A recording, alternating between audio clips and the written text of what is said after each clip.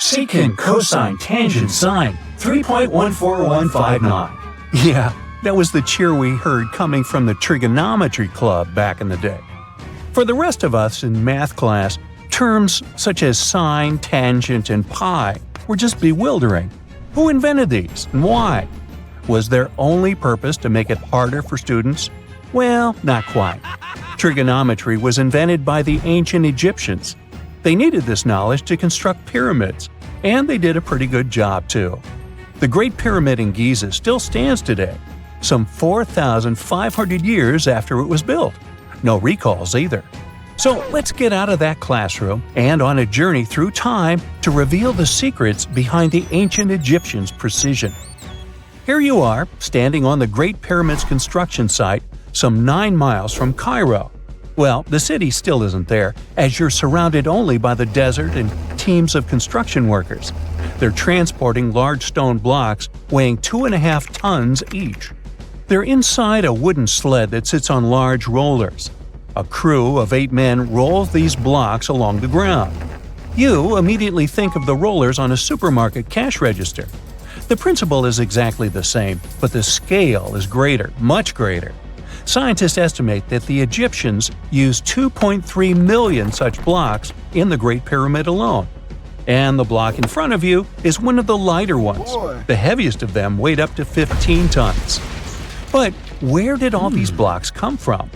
Most of them originated from quarries around Giza.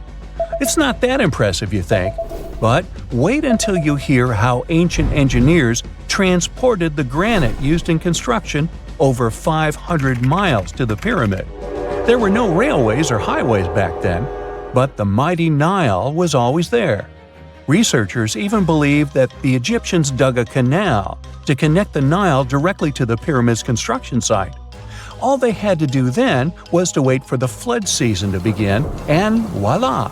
The rising water levels floated the heavy stone blocks for them. But how did they lift the enormous stones on dry land to stack them up to the top? Did they use oversized cranes? Well, ancient Egyptians worked around this problem, literally speaking. One of the workers is now pointing to the giant ramp going around the pyramid they're building. This is how a mountain road zigzags its way to the top.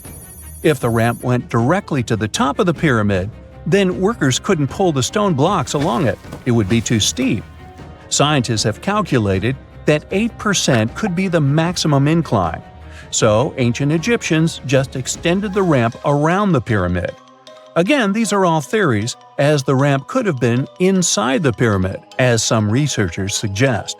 The exact building method is still a mystery, guarded by the Sphinx. That's its real name, right? Wrong. As the Great Sphinx is just the statue's alias. You know, the name writers take when they want to hide their true identity, or a singer's stage name.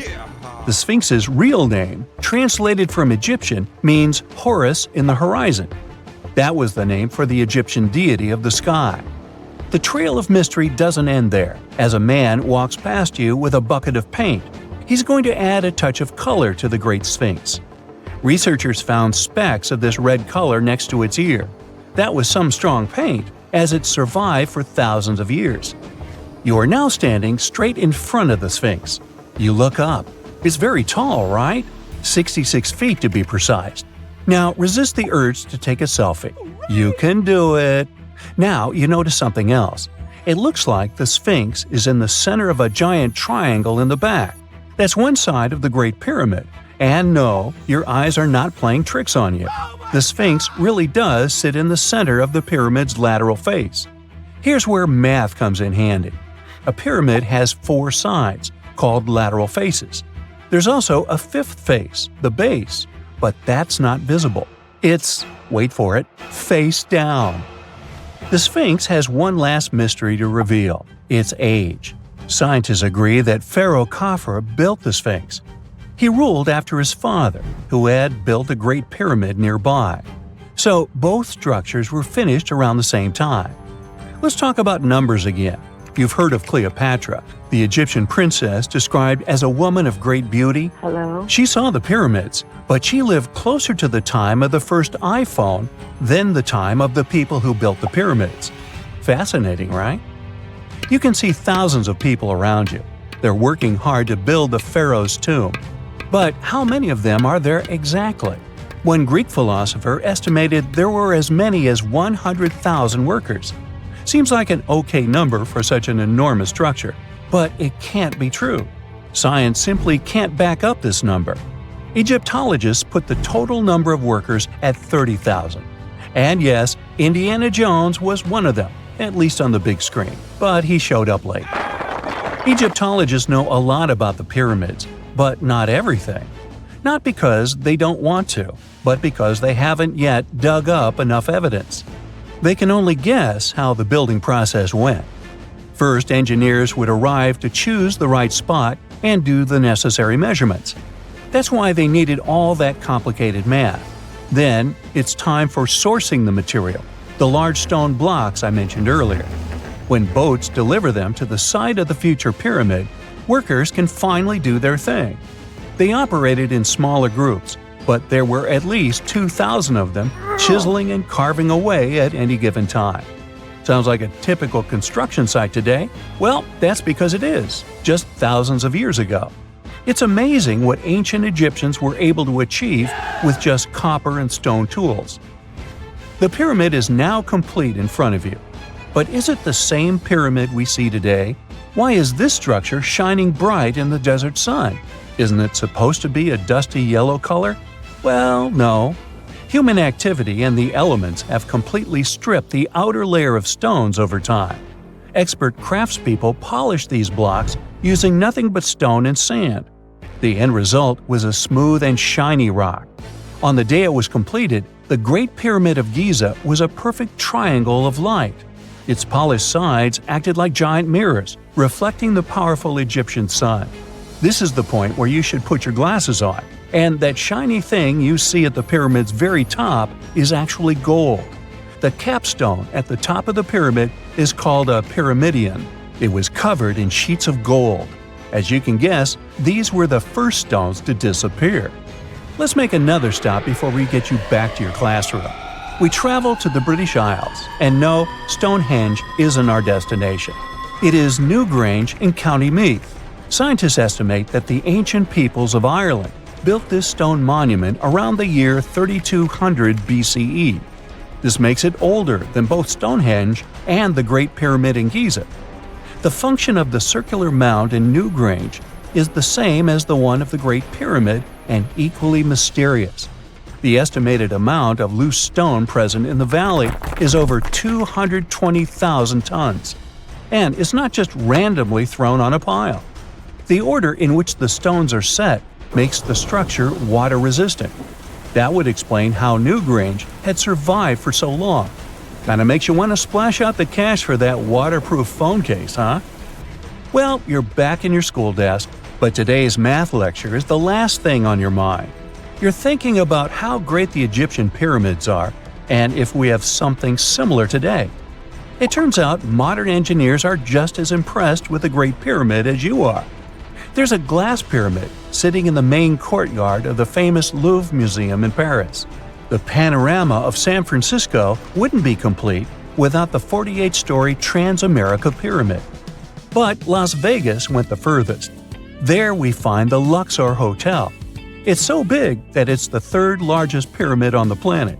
And guess what's in front of it? Yup, a replica of the Sphinx. It's 110 feet tall, 2 stories higher than the one in Giza. Yeah, everything's bigger in Vegas. There are many myths around arguably the greatest structure ever built by humans, the Great Wall of China. Some say it's so grand that it's visible from space. Others claim that you can see it from as far as the moon.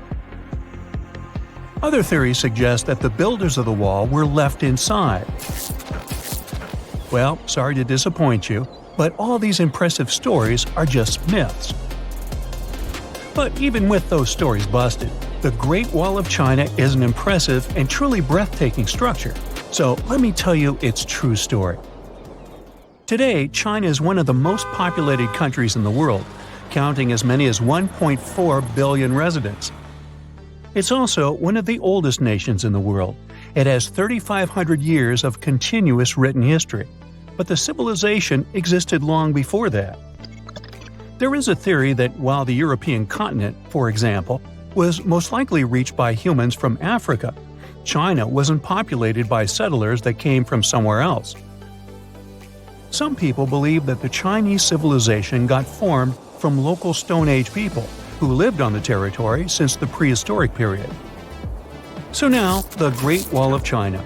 It's truly big even by today's standard, stretching for over 13,000 miles. To imagine it better, it's almost 5 times the distance between New York and Los Angeles. Or even a bit greater than the distance between the North and South Poles. Even in modern times, people have never built anything close to this big. Of course, it didn't take a day to build the Great Wall of China. 2? Keep going. In fact, the wall was being built for centuries. Maybe you know that ancient cities had walls around them to protect themselves from invaders. Yes, Chinese cities had them too. The first Chinese emperor united the country in 220 BCE and got a brilliant but very ambitious idea to turn all city walls into one big wall that would defend the country's border against attacks from the north. A trusted general directed the construction, enrolling a big group of workers, soldiers, commoners, and convicts. Back then, the wall was built of rammed earth and wood. In some places that were strategically important, the sections of the wall overlapped to provide maximum security. The walls were around 26 feet high on average. But the Great Wall didn't yet look like the construction we know today. Every next emperor would pick up the Big Wall project, strengthening and extending it, repairing, but also modernizing construction techniques. Some used bricks to build it, others moved on to granite and marble blocks. Watchtowers and platforms weren't there from the beginning as well. They were added by Ming emperors. The watchtowers made it possible to communicate with other parts of the wall through smoke and fire messages. So, the wall is quite inconsistent in terms of material, but it only adds more charm to the construction and shows how much effort and time it took. The reasons why some parts of the wall have been standing for centuries and are still in good condition is glutinous rice flour. Turns out, this sticky rice mortar is almost like cement. It's very strong and waterproof, sealing the bricks so tightly together that even sneaky weeds can't grow between them. You may also notice that some bricks have writings carved on them. They were left by the workers who were building the wall. The purpose of those writings is quality assurance. They contain such information as location, quantity, and responsible officials. So, in the case of some problems with the quality of materials or constructions, it would be known who should be held accountable for it. Recently, a research group has looked through official historical documents of the Ming Dynasty that ruled China from the 14th to the 17th centuries. They came across records of secret doors in the Great Wall, so they decided to find them. They used a flying robot to capture continuous centimeter resolution photos of the wall. They photographed 90% of the wall that was built during the Ming Dynasty and discovered the remains of over 220 secret doors along the wall. Some of them have a specific width and height that allows only one person to go through. Others are large enough to allow 2 horses to pass at the same time. Why are the doors there? Well, the Great Wall's main goal was to protect the country from the enemy. Building doors that could let the enemy in would undermine the whole point of having a wall. So, of course, the doors were secret passages. They perfectly matched the surroundings topographically, and the exit on the outside was camouflaged with bricks so that it was almost completely indistinguishable from the brick wall. The wall was never just a defensive wall, and it was never completely closed. It could be opened on demand. It was also a structure used for trade and commerce, communication between inside and outside the wall, and of course, for defense and spying. Some doors were used for trade with the other side. Through smaller doors, a person would sneak out to spy on the enemy that lived on the other side. The hidden gates were also useful for a sudden attack. As you remember, some gates were camouflaged with brick on the outside. The exit was so indistinguishable that the enemy had no idea exactly where it was located. The inside entrance for Chinese soldiers was hollow, so they could walk through the wall and break the camouflaged exit gate from the inside, starting their surprise attack. Now, even though the main point was to prevent outsiders from getting into the city, the wall wasn't too effective on that matter. It could still be climbed over or marched around. So the wall was being watched at all times, and the guards gave signals to the troops if they saw the enemy approach. Also, the wall provided more time to mobilize and bulk up the country's forces or lure the enemy troops into a difficult strategic position. The construction stopped at the end of the 19th century. The wall lost its strategic and military importance due to technological advances. Over the centuries to today, only 8% of the Great Wall is in good condition, and the rest is damaged. Also, around 1/3 of the wall has disappeared without a trace, due to both natural erosion and human damage. I guess you could say it's now just a pretty good wall. As you remember, the first parts of the wall were built out of rammed earth and wood. These are not the most unfailing materials if we're talking about thousands of years. Also, destructive farming methods have turned large areas into a desert and contributed to erosion. Also, many bricks were taken away from the wall in the last century to be used in building farms and houses. The wall is being deconstructed stone by stone even today, but this time by tourists. Quite a few of them take a stone as a souvenir. That's a total of a lot of stones, considering that over 10 million tourists visit the Great Wall every year. Since 1987, the wall has been a UNESCO World Heritage Site, highlighting that it has an outstanding importance to humanity. The wall is one of China's 56 World Heritage Sites, second place among countries with landmarks protected by UNESCO. Who's first, you ask? Well, the top spot, with 58 World Heritage Sites, belongs to Italy. And do you know that the wall isn't only a famous tourist attraction, but also the location of the Great Wall Marathon? It's a marathon that was established in 1999 and is one of the most challenging ones in the world. You guessed right, people run along the wall, including all the steps. There are 3 distances, so that participants can run a full marathon that is 26 miles, a half marathon that's 13 miles, or just have a fun run of 5 miles. You are lost deep within the jungle in the Yucatan Peninsula in Mexico. There are strange noises all around you, and to make it worse, the sun is setting. Soon, you'll be alone in the middle of an unknown rainforest. Guess it was a pretty bad idea to come looking for El Dorado on your own, wasn't it? You keep walking as fast as you can, when suddenly, wait! What's this you're seeing? It looks like large stairways made out of stone. This definitely doesn't look natural, so you take a picture. Maybe you didn't strike gold, but you might have just found something relevant. Congratulations! You found Akamtun, a long-lost Mayan city, hidden 37 miles into the jungle. The name literally translates to stone column. Stone was probably in at the time, so these guys used a lot of it to build their pyramids, houses, and even ball courts. If you ever thought that Europeans invented ball games, think twice. Mayans love to play ball games for recreational purposes. Akamtun is part of a series of other long-lost Mayan cities that are being discovered with the help of new technology nowadays. We'll talk more about the other ones in a jiffy. Perhaps the biggest surprise of this one is that it was surrounded by wetlands, which is why the city was built on high ground. The city was monumental, covering an area of over 120 acres. That would be as big as 90 football fields right next to each other. Scientists have found proof that Akamtun had pyramids of up to 49 feet high, and that it was likely an important social hub between 250 and 1000 CE. This is definitely a game changer. But lost Mayan cities began to be unearthed in the 19th century. Modern technologies, such as LiDAR imaging, help archaeologists see through dense canopies of the forests. This means that people don't really have to risk getting lost in the tropical jungle like you did at the beginning of this video. LiDAR works sort of like an X-ray. It sends out laser beams that can detect any signs of ruins or ancient constructions.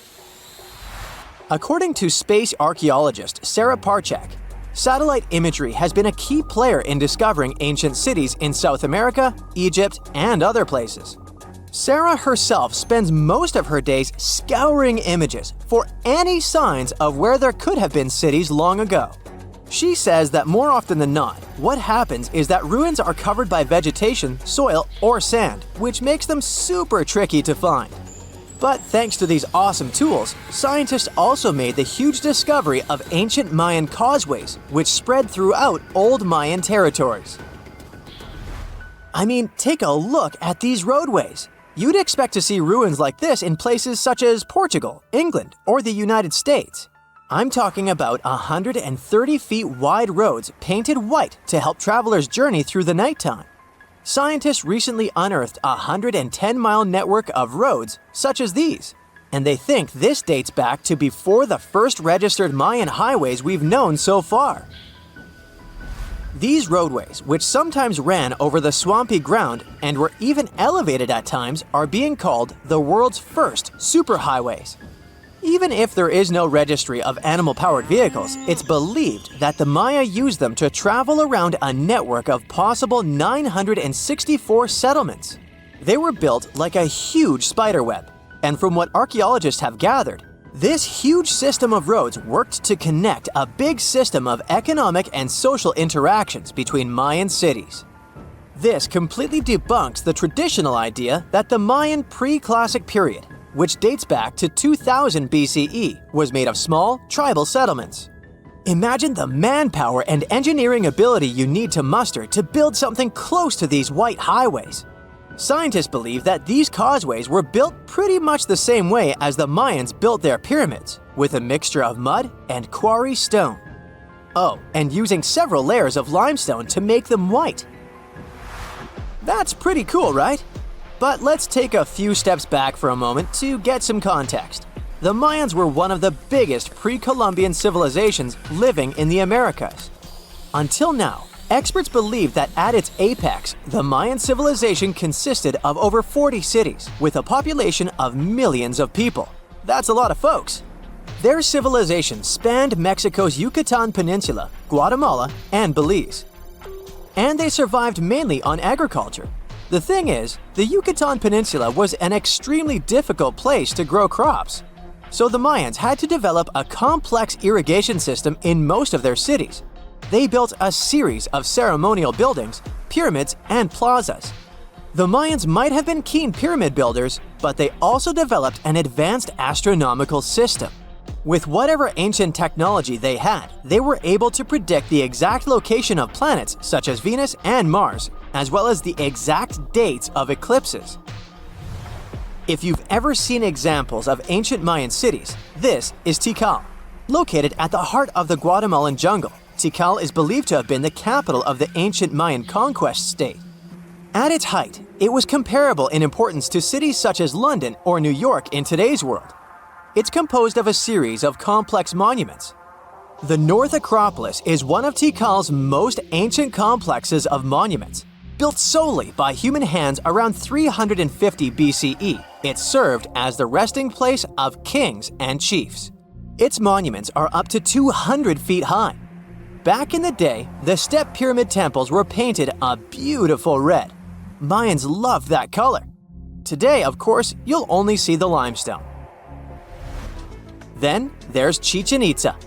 It's got one of the best preserved pyramids on Earth to date. Located in Mexico's Yucatan state, this Mayan city is well over 1,500 years old. At its peak, it was home to 35,000 people. The site covers 4 square miles of land. The highlight is El Castillo, a tremendous step-like temple standing 80 feet above ground. Its most peculiar feature is that it has 91 steps up each of its 4 sides, including the upper platform, which makes for 365 steps, the same number of days as the solar year. You can see that these folks were a pretty big deal, huh? That's why nobody can really understand what happened to them. there's a big lack of evidence on the decline of this almighty empire. What could have been the cause of their demise? Was it a drought? New research in 2017 did bring some new discoveries into the mix. Using data from a site at Ceibal, located at southwest of Tikal, scientists analyzed radiocarbon data from ceramics and archaeological excavations to extract new information about the unexpected demise of this great civilization. The information shows that instead of a sudden collapse, the Mayans most likely fell in waves of social instability and political crises. These events are believed to have deteriorated Mayan city centers and began causing the dispersion of the Mayan population. It's hard to pinpoint the exact causes, though. But hey, recent discoveries are shedding a big light on humanity's past. Not only about the Mayan Empire, but about other long-lost civilizations of South America. A major recent discovery in Brazil was done using satellite imaging technology and is also shocking scientists. Some images from near the Xingu River, also in the Amazon, suggest that cities of millions of people might have existed inside the jungle, way before our modern civilization ever existed. I mean, if this doesn't shock you, I don't know what will. Satellite imagery also detected a network of trenches, dating back to 200 and 1200 CE in the Bolivian Amazon forest. These proofs suggest settlements that could have supported around 60,000 people right in the middle of the Amazon forest. When researchers from the University of Florida went on ground to check the satellite information, they were shocked to find several mounds that were accompanied by ditches and geoglyphs. Archaeologists also found remnants of carefully designed walls centered around plazas, much like the type of construction done by the ancient Mayans. The unanswered mysteries surrounding ancient civilizations have been a source of inspiration for many conspiracy theorists. In fact, some of these mysteries are so interesting that many of us either already believe them or would like to. One thing is for sure though, none of those thousands of conspiracy theories have ever been, classified. Or have they? We're all aware that the CIA has done some questionable things throughout history for the sake of national security, but you wouldn't expect a book to be both a national and international threat. The CIA recently declassified parts of a book that talks about lost ancient civilizations and the catastrophic events that made them vanish thousands of years ago.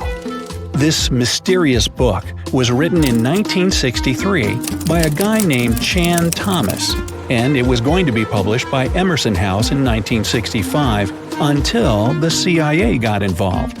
For some mysterious reason, they classified the book, and it was never released to the public until recently. But here's where it gets interesting. The book was declassified in 2013 due to the Freedom of Information Act, but it wasn't released to the public until 2016, and what was released truly raises a few questions. The original version of this document was 284 pages long, but the PDF essay that was released was heavily censored, with just 57 pages, which makes it 1/5 of the whole document. The pages were edited before they were released to the public in such a way that you wouldn't even notice that the other pages were missing. Now, no one really knows why this book was classified in the first place, but it has some interesting content from what I've gathered. The author of the book had quite the imagination and a huge love for ancient civilizations. And even though what he had to say is very thought-provoking, some of it is just bizarre. He believes that our planet is locked into a never-ending cycle of pole shifts and Earth crust displacements that are responsible for the mass extinctions of many civilizations which existed more than 6,000 years ago, even before the Sumerians. He believed that these events caused more damage to the Earth than meteors, and he bases this theory on a few artifacts that exist around the world but weren't really noticed until recently. But I'll get into that in a bit.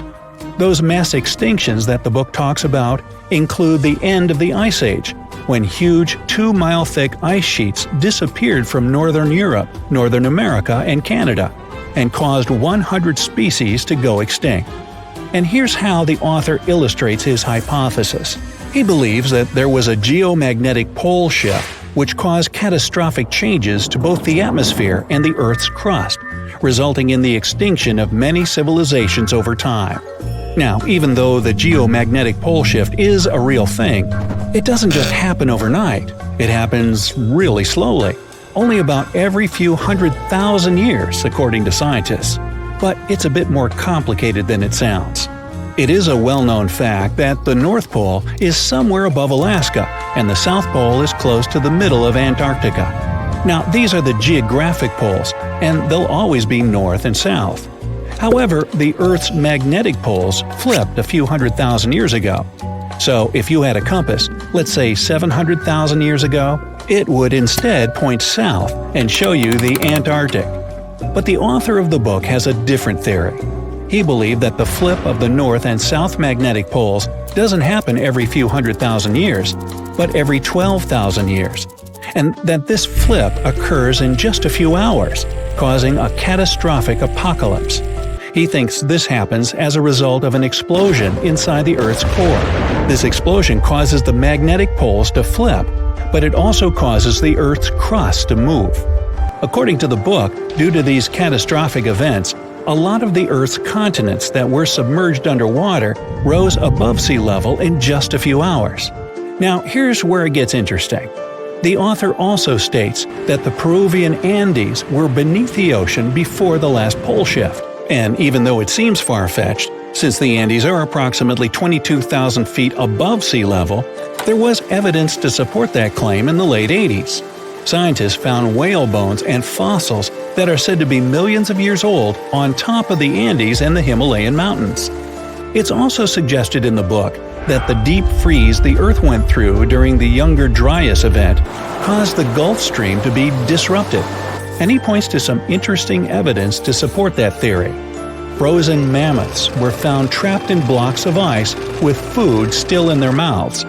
Now, this is a true mystery, because freezing cold weather is in their nature, and they were among the few animals that could truly survive in the Ice Age. So, what could have caused them to freeze so quickly? Kinda makes you go, doesn't it? The document describes the Great Pyramid of Giza as a true enigma as well. The Pyramid of Giza is made out of 2.5 million stone blocks that are placed on top of each other with great precision. It's close to 750 feet wide and more than 450 feet high. To this day, we're still not able to explain how it was constructed, and it's quite difficult to understand the internal design as well. On the inside, the pyramid has no similarities to the other pyramids, and, despite popular belief, there were no mummies found in any of them. If you think that's a bit weird, wait for the next one. There are absolutely no hieroglyphs found in any of the pyramids, and that goes both ways. What do I mean? There are also no pyramids, or anything that resembles a pyramid, in any hieroglyphs either. Mr. Thomas believes that the pyramids were created hundreds of thousands of years before the Egyptians by a civilization that went extinct. Speaking of civilizations, in his book he even mentions the Greeks. He claims that in Greece, there was another ancient race of people that went extinct as well. He claims they were extremely tall with blue eyes and blonde hair, and had access to advanced technology that the Greeks couldn't have known about in their prime. Now, before we drift too far away from the stone blocks, let's talk about another mystery, the temple in Baalbek, Lebanon, and its ginormous foundation blocks. Those stones, which make up the Heliopolis, were also used for the temple in Rome. The foundations of the temples are made of 900-ton trilithon stones, and according to the author, this is proof that there must have been a lost ancient civilization with advanced technology. Now, most archaeologists claim that those stones were made by the Romans. However, there's no evidence to support that. The Romans didn't have the technological equipment to make the stones or lift them. So, you might think, what if they just made them in that place right then and there? Well, those stones were also lifted 30 feet high and were placed next to each other with mathematical precision. And let's not forget about the blocks on top of the Heliopolis in Lebanon, which weigh about 800 tons each. But wait till you hear the next one. The Romans don't even credit themselves for these stones. They claim that they build up the sides, but they don't take credit for the extraordinarily large and heavy foundation stones.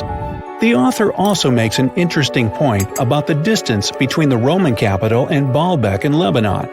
Why would the Romans build the world's largest monolithic stones in such a remote area, and so far away from their capital, and never take credit for it? Well, folks, it's a mystery to me. Now, let's move on to the most intriguing enigma, Easter Island, which is located in the middle of the Pacific Ocean, or nowhere, if you will. The author questions how people found it or even settled in such a remote island that long ago. One of the signifiers of Easter Island are the Moai statues, and the mystery surrounding who they depict and why. What's an even bigger question is how they were created, moved, and positioned in the places they were found. According to this declassified document, Easter Island was part of the now lost continent named Mu, and it was sunk in the Pacific Ocean in a disastrous cataclysm that happened during one of those pole shifts. The continent of Mu, according to the book, was as big as South America, and what we now call Easter Island is just what's left of that continent. The author also believes that this is what happened with the lost city of Atlantis as well. Plato is even quoted about this, saying that the whole city of Atlantis sunk miles beneath the waves within just a day. Even though the whole story sounds very intriguing and makes some interesting points, we know that, scientifically speaking, a cataclysmic pole shift causing entire civilizations to go extinct isn't possible. Let's talk about calendars, a super important tool in human civilization. Imagine if we didn't have calendars. Chaos, right? We wouldn't know when to celebrate birthdays, be able to plan holidays, or even show up for important events. Calendars bring order to our busy lives and help us make sense of time. But here's the cool part. Humans have been using them for thousands of years. Ancient civilizations created their own unique calendars based on their needs and cultural beliefs. Some ancient calendars followed the cycles of the moon, while others focused on the movements of the sun. Some even combined the two. Talk about celestial fusion. Today, we use the modern Gregorian calendar as our primary system. But did you know that alongside this trusty timekeeper, there's a whole bunch of other ancient calendars still kicking around? Yup, they're like old friends that we can't let go of. They help us celebrate cultural festivals, plan religious observances, and connect with our roots. So let's visit some famous ones. Buckle up.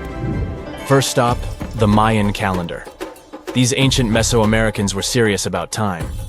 Their calendar was a combo of lunar and solar cycles, like a cosmic mashup. It had different cycles within cycles, making it mind-bendingly intricate. It's like solving a space puzzle. Of course, we can't forget the ancient Egyptians with their awe-inspiring calendar.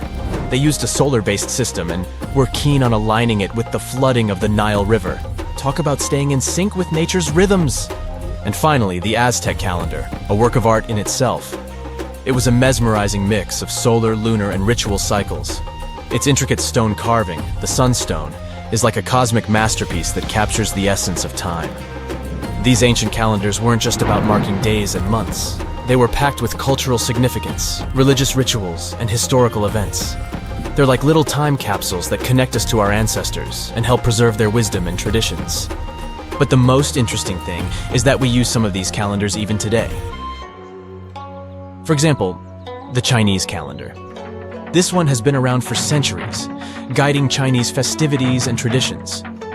You see, instead of following just the sun like our regular calendars, the Chinese calendar pays close attention to the moon's dance in the sky. Each month begins with a new moon and has its own special vibe, and the year has 12 lunar months. But here's the twist.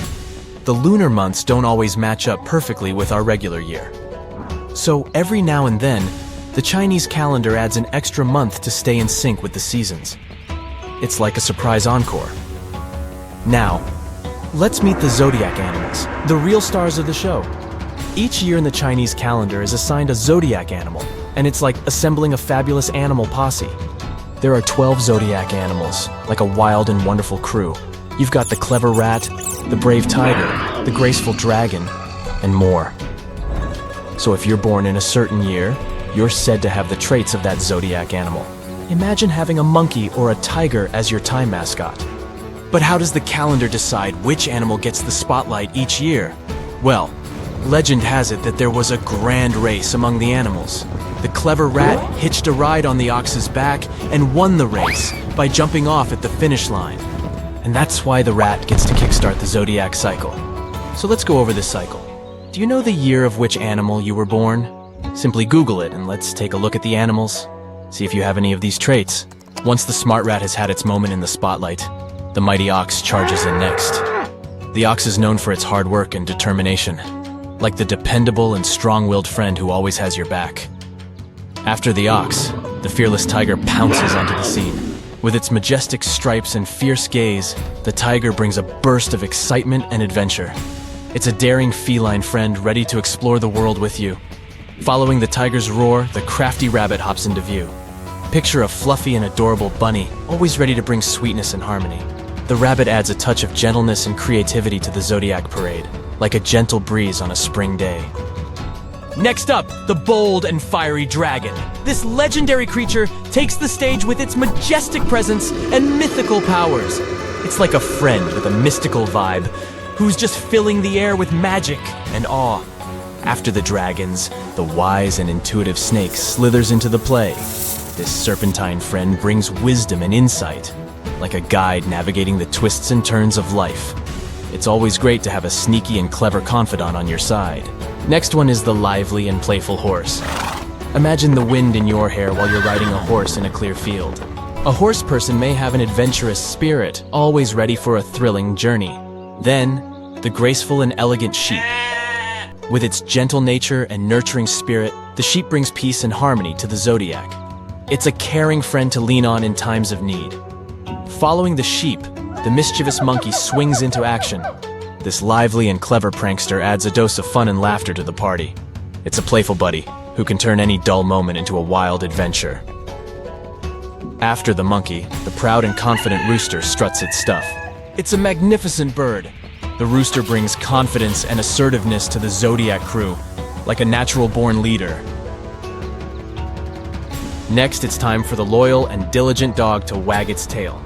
This faithful friend brings loyalty, honesty, and a whole lot of love to the zodiac family. Dogs are known to be trusty companions who always stay by your side. And finally, we have the wise and gentle pig, with its cute snout and contented oinks. The pig embodies generosity, kindness, and abundance. It's a buddy who knows how to appreciate the good things in life and brings joy wherever it goes. And there you have it, the zodiac animal parade in all its glory. The Chinese calendar also has a yin-yang twist. It pairs each zodiac animal with one of 5 elements: wood, fire, earth, metal, or water. This brings even more personality to the mix. It's like adding a spice to your zodiac animal cocktail. The Chinese calendar still guides festivities like the vibrant Chinese New Year. It also helps people decide the luckiest times for important life events. Need to plan a wedding? Check the calendar. Want to start a business?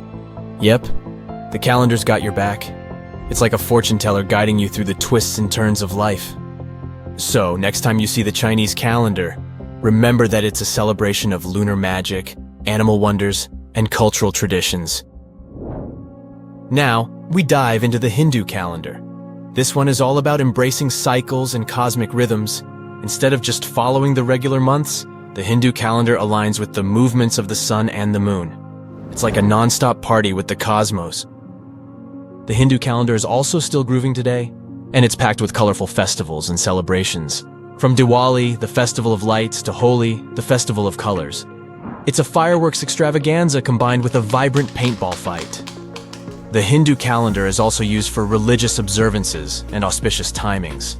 It helps determine the best time for weddings, housewarming ceremonies, and other important life events. The Hindu calendar doesn't just stick to the usual 365 days. It accounts for lunar months, solar months, and even leap years. So next time you glance at a calendar, remember that it's not just a bunch of dates and numbers. It's a remarkable tool that connects us to our past and guides us into the future. Ancient calendars remind us of our shared human history and the beauty of different cultures. So let's embrace this amazing diversity. Parietal eye, or third eye, one of the features we lost almost 250 million years ago. If you take a closer look at animals like frogs or lizards, there's a random dot somewhere between their eyes. It's not just a random dot, but an actual organ. Scientists claim it's some kind of sensor that detects daylight. Not just that, it produces melatonin, a special hormone that regulates our biological cycles such as body temperature, reproduction, and sleep. They noticed this eye gradually became smaller over time, which means evolution realized it's a feature animals don't actually need. Maybe it happened because cells in our normal eyes became efficient enough, so we didn't need one more eye to sense or when we should sleep. Also, more and more animals were becoming warm-blooded with time, which means they were able to regulate their body temperature better. We have part of the organ even today, but in the form of the pineal gland in our brains, still in charge for melatonin. Either way, bye-bye third eye. There's a gene called GULA. With it, our ancestors could produce their own vitamin C. Not in a way they could set up a stand and sell it, but enough for the body to use it. Around 60 million years ago, the gene kinda stopped working. Not randomly. Our ancestors probably started getting enough of the vitamin C with the fruit they ate. Some of our very, very distant primate cousins that took a whole new direction in a family tree, such as lemurs, can still produce their own vitamin C.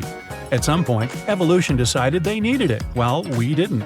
It's not just us. Our side of the primate family tree also doesn't need it anymore. Monkeys, apes, tarsiers, bye-bye gulab too. We have lemons and oranges now. Our body would lose lots of energy if it had to deal with all those traits our ancestors used to have. So it kind of deactivates those we don't need anymore. Let's say electroreception. It's the ability many amphibians and fish have. For example, the electric eel uses this feature to detect prey when water is murky, communicate, or as a navigation system. Humans and our land cousins lost this feature because electric current can't flow through the air that easily. Then, there's this thing called Jacobson's organ. It's found inside the nose and has a purpose to sense pheromones and odors. A snake flicks its tongue. Cats and horses make those weird faces. They all use Jacobson's organ. We also have it, but it doesn't quite seem to work. It doesn't send or receive signals from our brain, and scientists think we lost the ability to use it over 20 million years ago. As human habits and the way of life changed over time, we needed bigger brains. Scientists have skull remains of our ancestors from different periods, so they've realized our brain got way bigger over the last 3 million years. We needed to think of ways to deal with climate changes, big predators chasing us, finding some new, nice food. Yup, the brain grew for a reason. Food had a huge impact on our evolution. For instance, animals that only eat meat lost their sweet taste receptors because, well, they gave up on dessert, so didn't need those kinds of genes. Humans are omnivores, so we've always had a well-rounded set of receptors that could recognize taste pretty good. These taste receptors came in handy because they could tell our ancestors which foods were good for them and which ones were toxic. Some bitter taste receptors stopped working through time, since humans have changed their eating habits. For instance, we learned to use fire for cooking, so many plants were less toxic for our bodies. We became sophisticated when it came to preparing food, and also learned how to share information we discovered by communicating and using language, like in cookbooks. We didn't need all the taste receptors anymore, so our body decided to shut them down and leave those that would come in handy in the future of our species. Whew! Luckily, we didn't lose our sense for nice chocolate. Our jaws have also changed. Our ancestral relatives had way bigger jaws, but since we started eating softer and cooked foods as well as using our brains more, the structure of our head needed some changes. Teeth became smaller too, plus we lost some. Many people never developed third molars, we also call wisdom teeth. They grew between the ages of 18 and 25. We can do without them, but for our ancestors, they were pretty much vital. By this age, their teeth had already become worn out, so third molars were possibly a replacement they needed. We may wonder why exactly we have body and head hair, but scientists wonder why we don't have more of it. Hair on our scalps is long, a bit shorter in some areas, and we don't have hair on the undersides of the wrists, palms, and the soles of our feet. One of the popular theories about human ancestors says that when moving from cool, shady forests to the hot, dry savanna, they got a new way of regulating their body temperature. They lost the fur along the way, which made it easier for them to catch their prey without overheating. Later, they discovered clothes and fire, which could keep them cozy during the cold times. Of course, there are more reasons for losing fur. Some say without fur, there's less chance of face lice or other parasites. Other researchers think that during dry seasons, humans would try to catch prey near lakes and shallow waters.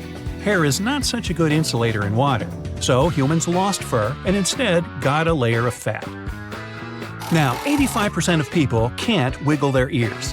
There's a muscle that surrounds our outer ear, and scientists believe it used to allow our primate ancestors to move their ears in whichever direction they wanted. That helped them determine where the sound was coming from. After they started living in groups, they didn't have to completely rely on themselves, so they lost that feature. Apes can use their feet as well as they can use their hands, thanks to the plantaris muscle in their feet. With that muscle, animals can grip and do anything they want with objects they're holding. We also have this muscle, but it's underdeveloped and rather useless. 9% of humans are even born without it now. Hiccups are also one of the evolutionary leftovers humans may have gotten from their water-dwelling ancestors. Fish push water through gills, while amphibians gulp air. That's something mammals don't have wired into their brains, so this reflex can cause spasms of our diaphragm, which, in the end, leads to hiccups. When we're angry, our lips may twitch. That's also a feature that used to be important for our species. When they wanted to scare away predators or potential danger, they would bare their teeth, the same as bears, wolves, and chimps do. Lip twitching is the first step towards it. Many people want to climb to a higher position or sense the urge to lift their feet when feeling anxious or scared. Evolutionary biologists believe it's because so many early land mammals used to climb trees when they felt a threat coming. Goosebumps are something that we do have, but compared to old times, they're useless now. When hairy creatures felt cold, a reflex would contract those small muscles that make the base of hair follicles. That way, the coat was standing up and trapping more air, so they felt warm. Today, it's just a reminder you need a jacket and that nice feeling you get when hearing your favorite song on the radio. All living creatures can trace their ancestry to a single bacterium from billions of years ago. DNA is that special thing that holds all the information our cells need to know. We all start as one cell that then grows into trillions of them until our body is formed. DNA completely controls our growth, eye color, height, and so many other traits. It's not just humans. Even snakes have hip bones that say they used to have 4 legs just like their dear cousins, lizards. Dolphins and whales have some kind of small bones in their bodies that show they used to have hind legs. Yup, fossil remains say these marine mammals were once 4-legged and walked on land. To be precise, about 50 million years ago. Evolution doesn't actually track a straight line from species to species. It's more like a huge tree with plenty of branches, where some lead to new ones, a trait there, a trait then, some in, some out, and bam, some completely new species are there. For example, birds. Who would have thought they evolved from dinosaurs? They even lost their teeth along the way. And yeah, both seem to be coming from reptiles. Oh, and those nuts over there, that's part of my family tree. And now we're off to almost 5,000 years ago. Let me take you to ancient Egypt, where back in 2550 BC, guess what? The construction of the Great Pyramids of Giza started. People learned to build cathedrals and skyscrapers, but it wasn't until recently that these massive buildings appeared. It's still a mystery to even modern scientists how these pyramids were built 5,000 years ago. No wonder they are one of the 7 wonders of the ancient world. They're also the oldest of them and the only wonder of the ancient world that still exists in the 21st century. It must have taken a lot of cooperation to build a thing that massive, even for today's metrics. But the Giza pyramids weren't the first pyramids ever. The first one, called the Step Pyramid, was built around 80 years before the first Pyramid of Giza, in 2630 BC, for King Djoser. It wasn't meant to be extraordinary, but ended up being quite impressive. It was a pyramid of 6 stepped layers of stone. It was 204 feet high, which is as tall as a 19-story building. And it was the tallest building that existed at that time. It wasn't just a pyramid though, it was surrounded by a whole complex of buildings, including even courtyards. In ancient Egypt, people believed in the afterlife, so everyone, especially kings, wanted to make sure they had everything they needed to get ready for it. Here's why the pyramid complex was perfectly supplied with a lot of objects people used every day. The complex included a pyramid and a kind of a palace. Those buildings had many things the king loved and might need one day, like furniture, food, and gold vessels. After Djoser, Building pyramids became common practice, but many pyramids weren't finished. It would usually take about 20 years to build one, but many rulers reigned way less than that. Overall, there are more than 100 pyramids. The most famous pyramids are the Great Pyramids of Giza. The first one and the biggest one was built for Pharaoh Khufu, around 2550 BC. Initially, it was 481 feet tall, which is as tall as a 40-story building. The second pyramid was built for Khufu's son, Pharaoh Khafre, around 2520 BC. It's just a bit shorter, usually standing at 471 feet high, a 39-story building. This is the pyramid with the famous statue of the Sphinx. Sphinxes have a lion's body and a human head. They were built to guard important areas. This one has the head of Pharaoh Khafre and is guarding his pyramid, facing the sunrise. The Sphinx is most well known and is one of the world's biggest and oldest statues. Originally, it had red color and did have a nose. It's still possible to see the trace of red pigment by its ears. But no one knows exactly when the nose disappeared. For some time, the Sphinx was sort of hidden underground, being covered with sand up to its shoulders. Luckily, in the early 1800s, an adventurer with a team of 160 people dug it out. The third pyramid of Giza is the smallest one, being more than twice shorter. Originally, it was 218 feet high, about the height of a 20-story building. Built in 2490 BC, it was a pyramid for Khafre's son, Menkaure. The pyramids are designed to align with the points of the compass, and their sides symbolize the rays of the sun. But back at the time, there were no compasses. Ancient Egyptians figured out the directions themselves, and with amazing precision. To align the pyramids, they used two constellations. Originally, the pyramids were covered in smooth white limestone and had a gold-silver top to reflect the sun. Later, the white limestone was taken from the pyramids by other kings and used for other buildings. Scientists estimated that ancient Egyptians used about 2.3 million stone blocks to build the first pyramid. Each block weighed more than 1 ton. This is the weight of a rhino. Some blocks were even bigger, being almost as heavy as an elephant. 4.5 millennium ago, there was no modern equipment to help build it. There were no machines, no wheels, and even no steel. The only metal available to them was copper. Even today, scientists aren't sure how the Egyptians managed to build the pyramids. There are no records left that would shed light on it. Some even think that Egyptians wanted to keep it as their secret and didn't even record it on purpose. Many believe that poor people and foreigners built the pyramids, but it's not true. Actually, the builders were very skilled workers, and they were fed and paid well. The archaeologists claim that the builders lived in a nearby temporary city and were a highly organized community with a strong leader. Scientists say that around 20,000 people worked on each pyramid complex, and it took about 20 years to build each. It probably was a national project. The construction site was large in resources, and food and essentials were likely to be contributed from all parts of Egypt.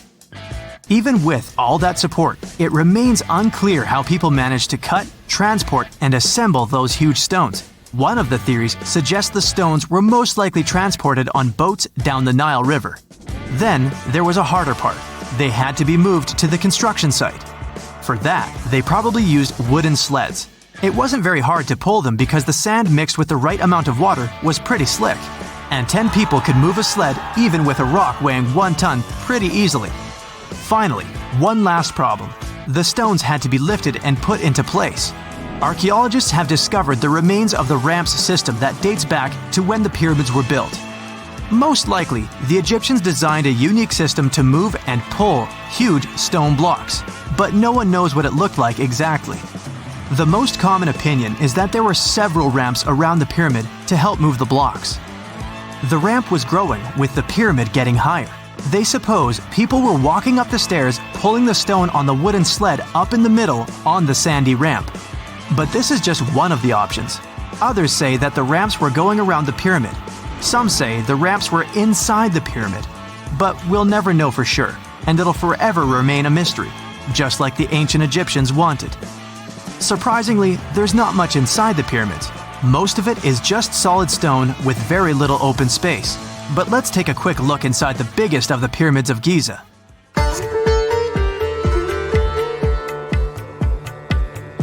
From the entrance, there are two stairs, one going down and the other one going up. The descending one takes you to a chamber located underground. That's where the pharaohs are, but not in this pyramid because Khufu wanted to stay higher. The underground room is partly unfinished. The room with Khufu's sarcophagus is called the King's Chamber. It's upstairs and then through the tall and long Grand Gallery. Below the King's Chamber, there's a room called the Queen's Chamber. There are no queens though, and no one is sure why the room is called this. Unfortunately, none of these have any hieroglyphs on the wall. They're just bare. If you want to see them, you should go to the other rooms that are decorated. Those pieces of art are depictions of ancient Egypt's culture and daily life. The texts allow researchers to study their language and grammar. Sadly, the treasures that once were here in the pyramid are long stolen. From that room, there are several tunnels for an unknown purpose. There are many tunnels and passages inside the pyramids. There are many chambers and shafts and secret ways. Scientists have been sending little robots with cameras there for some decades already. And the robots did discover another chamber a bit upstairs with hieroglyphs on the walls. But even today, much of the pyramids is still unknown, and there's no so-called building plan of the pyramids. Egyptians did create a mystery no one can crack for 4,500 years already. Scientists recently started to X-ray the pyramid to learn what's inside it without entering it and its narrow, mysterious tunnels. Before we get into the reason why and how there are pyramids all around the world, let's talk about some of the examples. I'll start with the Pyramid of the Sun in Mexico. These folks really knew how to build a city. Their well-planned urban center spanned over 7 square miles and boasted several pyramids. But the Pyramid of the Sun is the most impressive. This giant pyramid was built way back in 100 CE and is one of the biggest structures of its kind in the whole Western Hemisphere. It's so big that it's 216 feet high above the ground. If you ever find yourself in this ancient city, you won't be able to miss the Pyramid of the Sun. It's right there on the east side of the Avenue of the Dead, the city's main north-south street. To build this incredible pyramid, around 1 million cubic yards of material were used, including a special kind of red volcanic rock called hued tizontle. Impressive, huh? We don't know too much about the people who built the Pyramid of the Sun or its purpose. But archaeologists believe there was once a temple on top of it. When explorers went below the pyramid in the 1970s, they found a bunch of cool tunnels and chambers. In 2011, they even found a secret stash of clay pots, obsidian pieces, animal bones, human figurines, and a mask. Who knows what other secrets the pyramid is hiding? If you decide to see this one, you must climb the pyramid using the 248 uneven steps on the west side. Watch your step. Sudan got some pyramids too. Nubian pyramids aren't as big as the ones in Egypt, but they still got around 200 of them.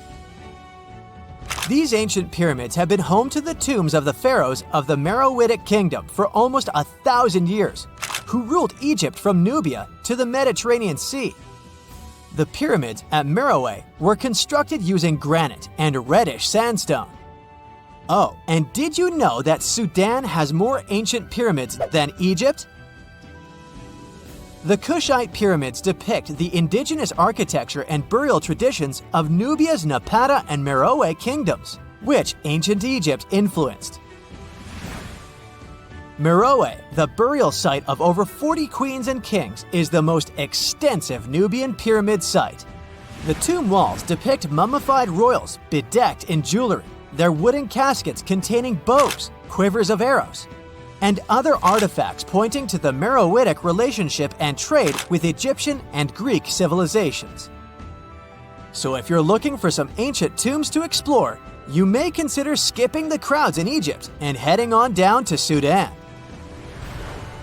Let's fly to Iraq to see some more pyramids. Ziggurats have fancy receding layers and tiered temples. Instead of a smooth exterior, it has tiers like a cake. perfect for all the important work and rituals that went on inside. You can find these towering structures scattered throughout Iraq and Iran, and they're a real testament to the power and skills of the people who built them. One of the biggest and most impressive ziggurats is the ziggurat at Ur. It's basically a giant rectangular pyramid that stands a whopping 70 to 100 feet tall, with 3 levels of terraces and a temple on top. Can you imagine how many baked bricks it took to build that thing? Try 720,000 for just the lower portion. This particular ziggurat was built for Sumerian king Ur-Nammu. Similar to other ones, this pyramid has been around for thousands of years, so it got a little rough around the edges.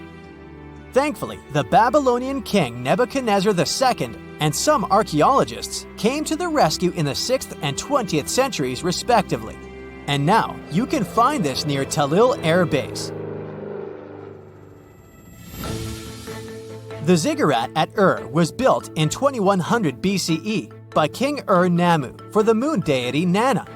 It was the tallest building in the city, and you could see it from miles around.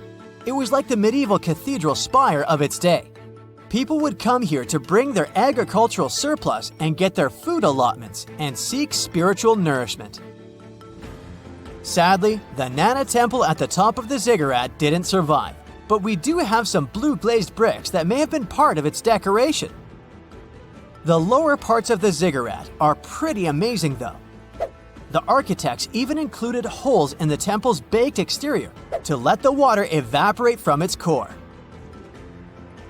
Since we explored some of the pyramids on our planet, let's take a broader perspective. They can be found in many parts of the world. Egypt has over 100 pyramids, double that number in Sudan, and dozens of others are scattered in the Middle East and China.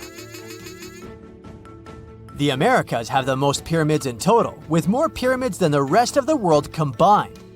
These pyramids are located in Mexico, Guatemala, Honduras, and El Salvador. Time to know more about the evolution of pyramids through history. The oldest pyramid is in Egypt. This pyramid was a step pyramid, which was created by placing one layer of stone on top of another. The pharaoh Sneferu is credited with creating the pyramid shape we recognize today. During his 45-year reign, he built 3 pyramids. His first 2 attempts failed, but he finally got it right with the Red Pyramid, which is considered the first true pyramid. It was Sneferu's son, Khufu, who built the Great Pyramid of Giza, which was the tallest human-made structure on Earth for almost 4,000 years.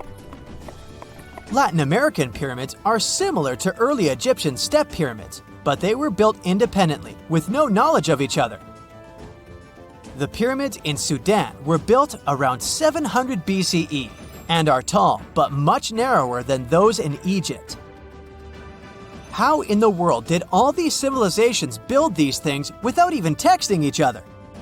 After all, the Aztecs, Mayans, and ancient Egyptians were about as different as possible. But despite their cultural differences, they all seem to agree on one thing. Pyramids were pretty cool. Step pyramids are all around the world because they were the most feasible and stable way to build large and tall structures without access to lighter building materials like wood and metal. The triangular form with a square base is the best way to build a sturdy structure, and having a cube structure would require more material for less height. Now, when it comes to pyramid design, the Egyptian pyramids were like giant triangles with a square base, smooth sides, and a pointy top. On the other hand, the Aztecs and Mayans went for a tiered cake look, with steps leading up to a flat platform on top. So, while all these pyramids share the same basic shape, they have their own unique flair. Each group built its pyramids using different materials, techniques, and slope angles. So while they may have been inspired by each other's work occasionally, they were just doing their own thing. Egyptian pyramids had smooth, angled sides that were designed to help the pharaoh's soul ascend to heaven. The Pyramid of the Sun was built over a series of caves that served as a passageway for the deities. The Maya built the temple of Kukulkan in Chichen Itza to honor the deity Kukulkan, usually represented by a serpent. Nicknamed El Castillo, it has 91 steps on each side, plus a platform. That's 365 steps, one for each day of the Mayan calendar.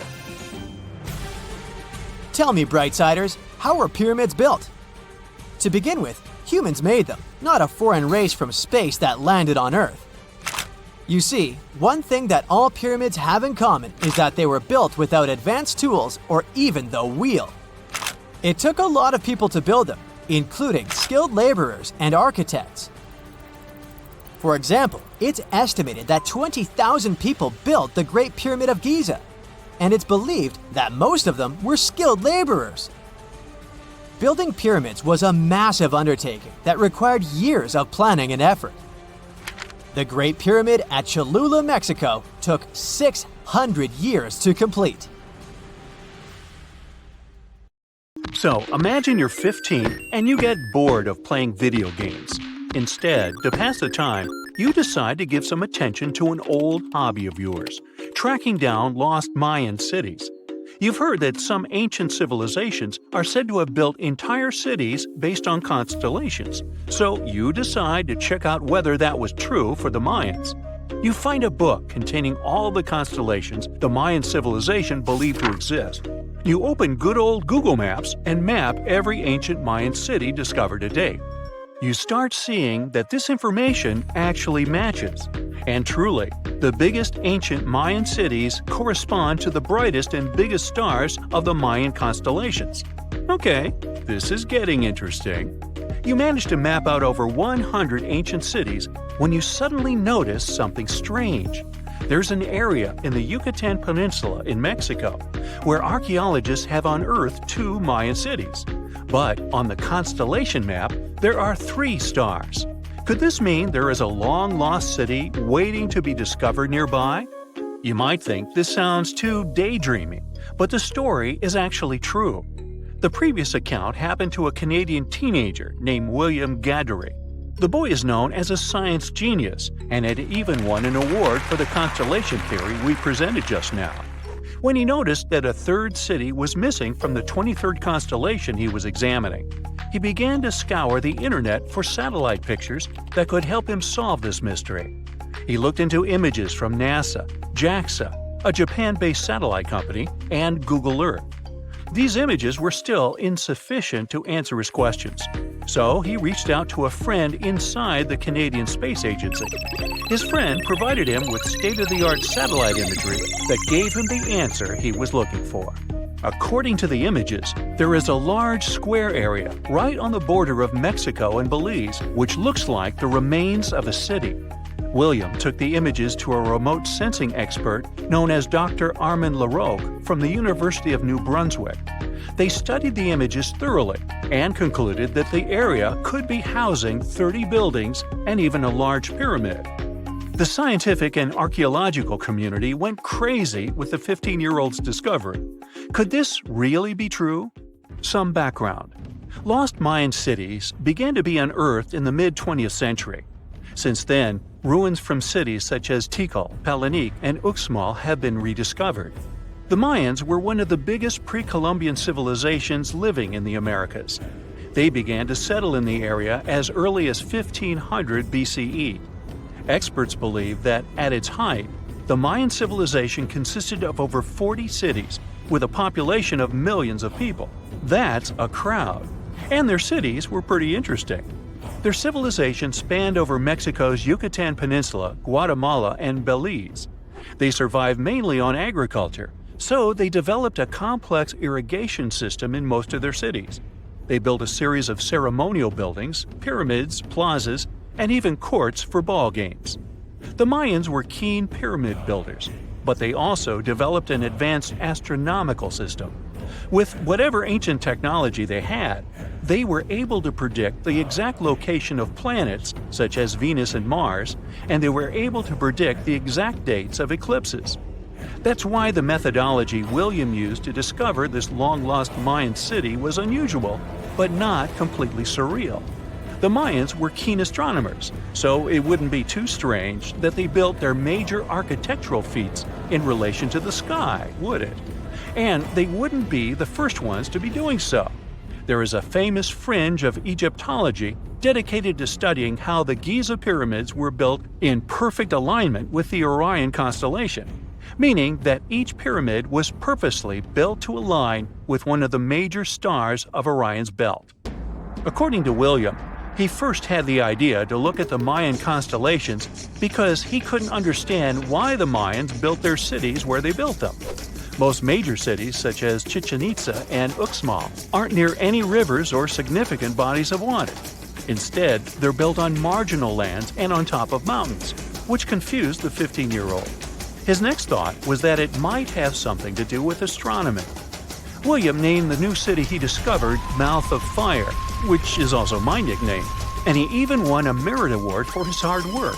However, his theory was very much contested inside the archaeological community, and many Mayan experts worked to debunk William's findings. Some archaeologists say that constellation theories are too unscientific. Anthony Aveni, a renowned anthropologist and astronomer, referred to William's methodology as an act of creative imagination. He explained that there is no way to be sure what the Mayan constellations really were. It's all just hypothetical. Another debunking of William's findings came from Mayanist David Stewart, who said that the object identified on the satellite imagery is nothing but an old cornfield. His claim was supported by an expedition that took place near the area in 2021, when the archaeologists present reported there was nothing at all in this area. Still, a 15-year-old boy almost found a long-lost Mayan city, which is pretty exciting if you ask me. Similar techniques as those used by William are actually being used to unearth lost civilizations all over the world. According to space archaeologist Sarah Parquet, satellite imagery has been a key player in discovering ancient cities in Egypt and other places. Sarah herself spends most of her days scouring images for any sign of where there could have been cities long ago. What happens, she says, is that any time you have something buried, it's going to be covered either by vegetation, soil or sand, or some other modern construction on top of it. In order to assess whether there is something hidden under large canopies of vegetation or not, she uses infrared technology, for instance. A major recent discovery in Brazil was done in a similar way. Satellite imagery detected a network of trenches dating back to 200 to 1200 CE.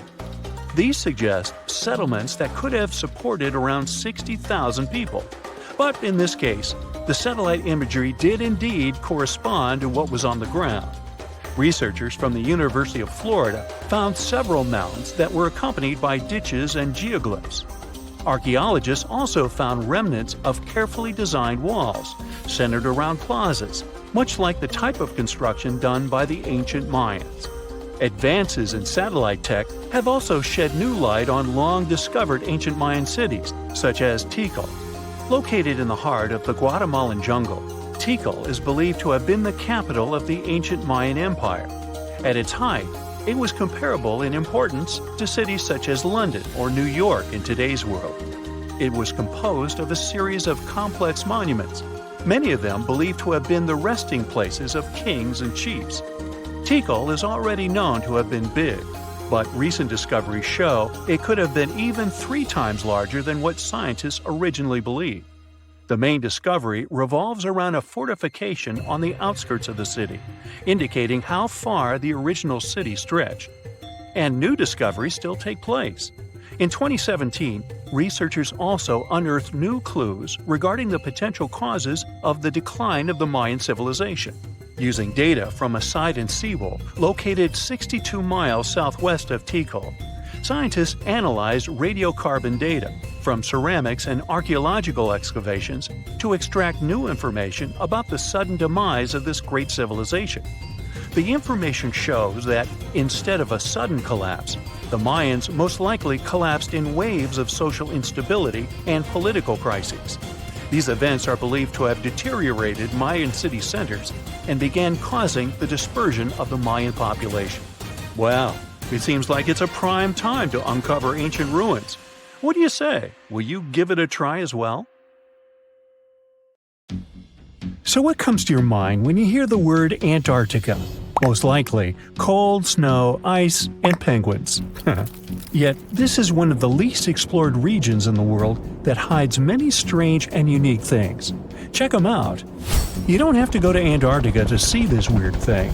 All you need to do is open Google Earth and move to one of the southernmost islands of Antarctica, King George Island. Recently, internet users have noticed a large and pretty strange cave entrance there. Where does this wide, dark passage lead? People started making suggestions. It's the entrance to a secret base or some laboratory. This is the part of the spaceship that crashed there thousands of years ago. This is the door to the ancient city of Antarctica. Perhaps there's a giant rock mountain with an ancient cave beneath all this snow and ice. Well, there's some ideas.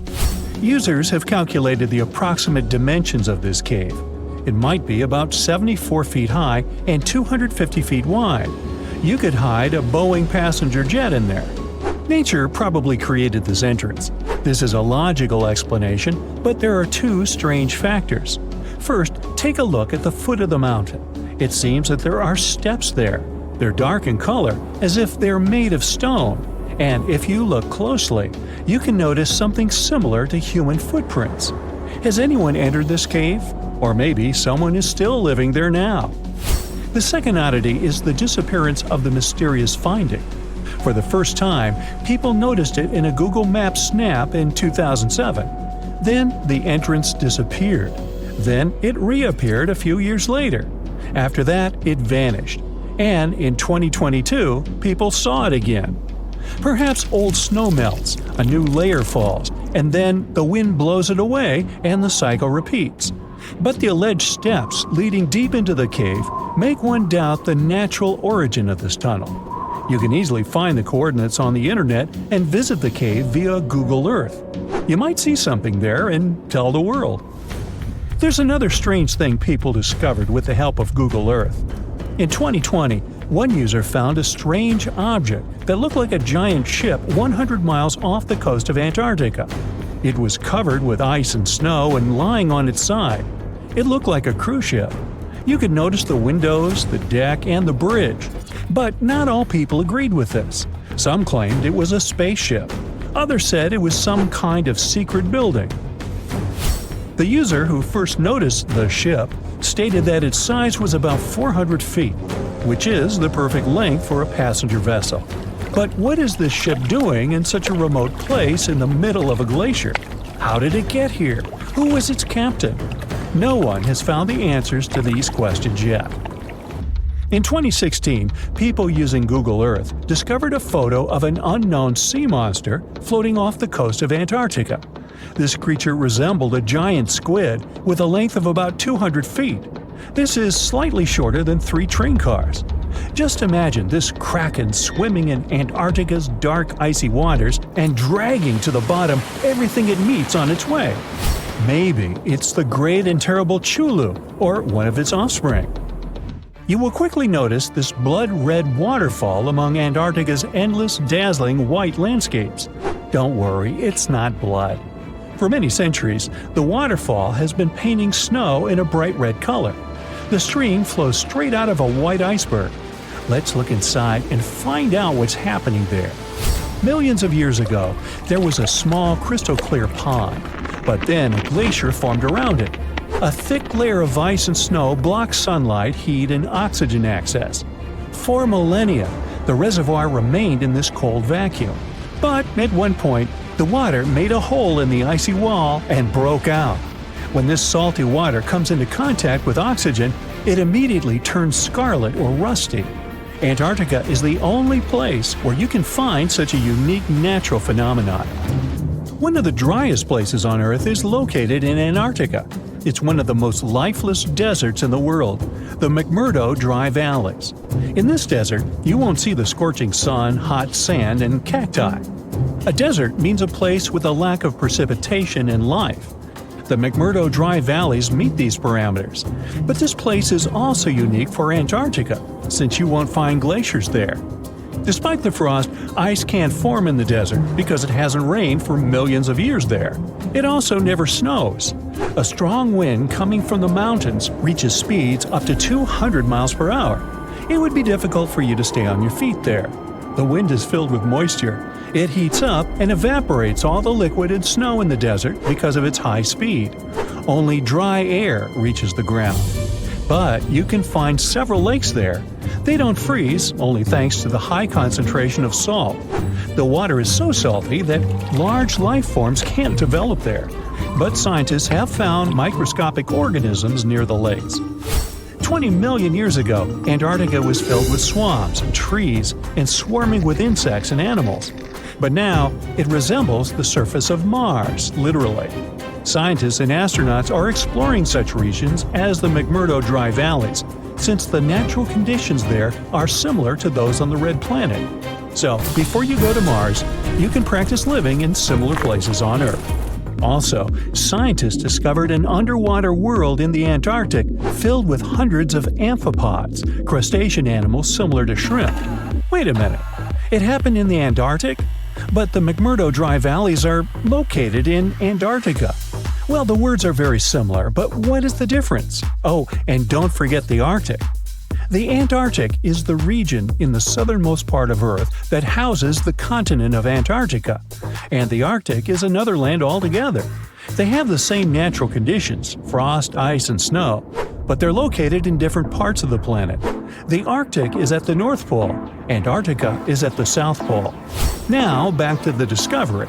Scientists put forward theories that the ice of the Antarctic hides a vast network of freshwater rivers and lakes. And in 2022, they found a new ecosystem. Researchers explored the Antarctic Ross Ice Shelf and its underwater rivers. This is a massive piece of ice floating in the ocean. A team from New Zealand used a special drilling rig equipped with a hot water supply to drill a hole 1,640 feet deep. That's more than the height of the Empire State Building. Then, they lowered some video cameras and saw thousands of crustaceans swimming in different directions. So it seems they're very unorganized. In the waters of the Antarctic, you can also meet some of the scariest creatures on the planet. These are sea spiders. They got this name because they resemble land spiders, but they're actually a species of marine arthropods. And unlike land spiders, those in the ocean are much larger. They look like 8 strong legs without a body. One such spider can be a dinner plate in width. Some of them have no eyes and have proboscises instead of jaws. Sea spiders are poorly studied because they live in deep, cold waters. Antarctica hides many little-known animals. There are long tunnels in its glaciers leading to scary darkness. On this cold continent, people have found the remains of giant dinosaurs and other ancient creatures, such as the ancestors of modern ducks. Many underground rivers and lakes hide unexplored wildlife. Even the ice here can be weird. Take a look at these striped icebergs. They have blue, black, green, and turquoise shapes. The color depends on the conditions of the water during freezing. For example, green lines appear because of algae, blue ones form when the water freezes too quickly. Okay, I'm freezing. Time to go thaw somewhere warmer. Hawaii. Yeah. Most people know that pyramids were built as grand tombs for the pharaohs, designed to ensure they had a smooth journey to the afterlife. The Great Pyramid of Giza, for instance, was constructed for the pharaoh Khufu. But what most people don't know is that this whole pyramid building trend started right here with the step pyramid of Djoser about 4,700 years ago. This massive structure was built for Pharaoh Djoser, a ruler from Egypt's 3rd dynasty. It rises 7 layers high above the ground and stands about 200 feet tall. We think of it today as a phenomenal architectural project. But for ancient Egyptians, the step pyramid of Djoser turned out to be more like a massive experiment, a trial run, if you will, to perfect their building skills before they moved on to even more ambitious pyramids. Reaching new heights is super exciting, but the real mystery is what is going on below the ground. In this pyramid's underground labyrinth, there is a network of tunnels stretching about 3.5 miles long.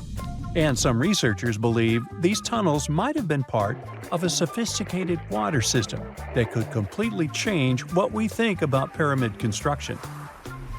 Let's talk about this massive complex located in Saqqara. Surrounding the pyramid, there's what's known as a dry moat, a continuous trench that is up to 164 feet wide and almost 2 miles long. It forms a sort of rectangular shape around the pyramid. This trench has an average depth of about 65 feet. Now, if you were to add up all the earth and rock they dug out to create this moat, it would be about 10 times the volume of the step pyramid itself. For the longest time, people just assumed this trench was nothing more than a huge quarry, a place where they dug up stone and clay to build the step pyramid. Makes sense, right? But when you take a closer look, it doesn't add up.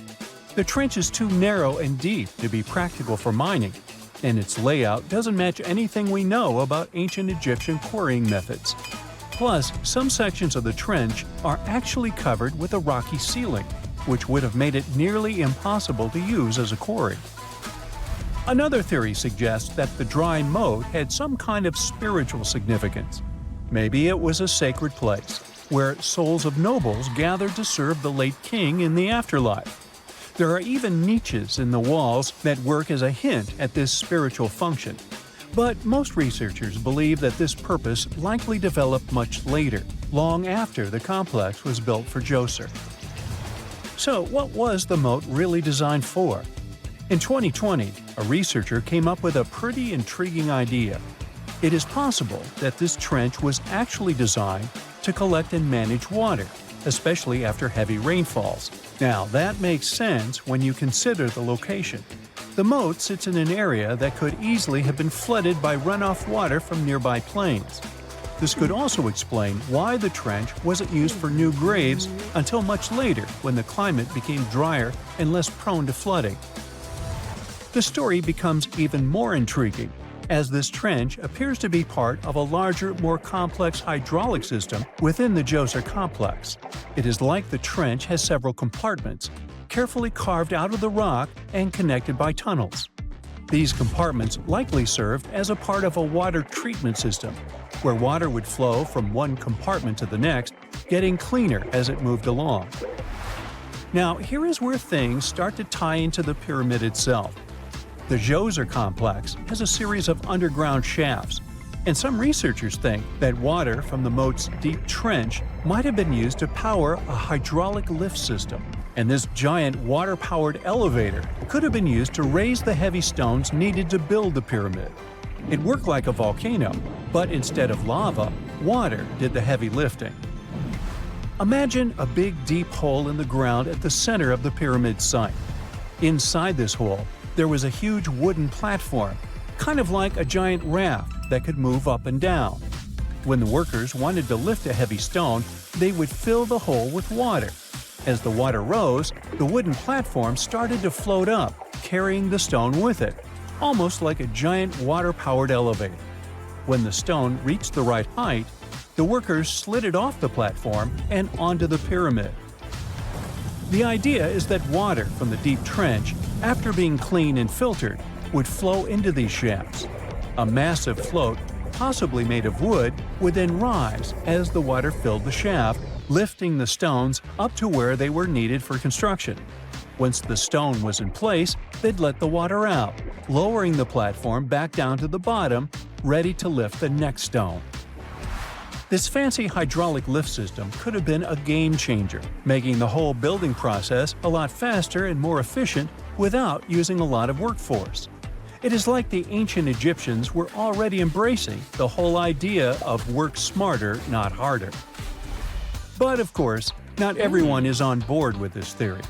Some experts argue that the area where the step pyramid of Djoser was built couldn't have held enough water from occasional rains to maintain such a fancy hydraulic system. The main theory suggests that, in the past, there might have been some kind of lake nearby that would have filled up after a period of rain, and this lake could have supplied water to the complex's hydraulic system. But there is no mention of such a lake in any ancient Egyptian writings, so it might be more of a what-if situation than a reality. And then there's the issue of the hard work itself. Remember when I said this method could have allowed the ancient builders to raise stones with far less effort? Well, that might not be entirely true. According to some experts, just building this hydraulic device would have required a lot more heavy work than simply moving the stone blocks using good old-fashioned manpower. And let's not forget, the step pyramid of Djoser is like a baby pyramid compared to those that came later. The stones used for Djoser's pyramid weighed, on average, about 660 pounds each, which is nothing compared to the more than 2.5-ton blocks used later for the pyramid of Chephren. If this cool water lift theory gets completely ruled out, we still need to explain how this pyramid was built in the first place. To answer that, we need to rewind a bit and talk about the original plans. See, before Djoser's tomb became a pyramid, the idea was to construct a simple mastaba. This type of tomb was pretty common in earlier periods, a flat-roofed rectangular structure with sloping sides. But after the original mastaba was finished, they decided to expand it a bit by adding more layers on top. And then they added even more layers, until the construction reached 6 distinctive steps, each one smaller than the previous. And they probably did all this by raising those heavy stones using ramps, not a water-powered elevator. There is still so much we don't know about the step pyramid of Djoser. More research is definitely needed to fully understand how this system worked, or if it even existed at all. But the idea of using water to help build the pyramid adds a whole new layer to our understanding of ancient Egyptian engineering. It's a powerful reminder of just how clever and resourceful those builders were, using the natural landscape and the power of water to create one of the most iconic monuments in history. You're way more Neanderthal than you think, at least when it comes to your DNA. These ancient hominids were shorter and stockier than humans today. They made stone tools, used fire, wore clothing, and had some rituals of their own. The official theory says that they went extinct 40,000 years ago, but a new study says Neanderthals probably never really disappeared completely, but could have mixed with modern humans. It looks like every modern human has about 3% of the Neanderthal genome in their DNA. If it's accurate, it means Neanderthals were more connected with our ancestors than we previously thought, and shared a long history of living together. Neanderthals were very close relatives of modern humans, but our families separated about 500,000 years ago. More than 10 years ago, scientists discovered that Neanderthals had families with the early humans who traveled out of Africa. Because of this, people living outside of Africa today have about 1 to 2% of Neanderthal DNA in their genes. We now have only 3 really good examples of complete genetic code from these ancient hominids. The first one comes from bones found in a cave in Croatia that are 50,000 to 65,000 years old. 2 more examples, which are about 80,000 and 50,000 years old, were found in caves in Eurasia. Scientists still aren't sure as much about how modern human DNA got into the Neanderthal genetic alphabet, because they don't have enough material to study. But they did compare the existing DNA of 3 Neanderthals with the DNA of 2,000 modern humans. They found that the Neanderthal DNA might be made up to 3.7% of modern human genetic code. It means that in the ancient Neanderthal population, about 1 in 30 parents were modern humans. The scientists found that modern human DNA got mixed into the Neanderthal genetic alphabet during at least 2 periods when humans and Neanderthals were interbreeding. This happened once about 200,000 to 250,000 years ago, and again about 100,000 to 120,000 years ago. There might have been other times they mixed, but we can't see those in the DNA we have now. Another recent study, which hasn't been fully checked by other scientists yet, says that most of the Neanderthal DNA in modern humans came from one big period of mixing, about 47,000 years ago, that lasted for almost 7,000 years. Scientists found skulls that are about 100,000 years old in 2 caves in the Middle East.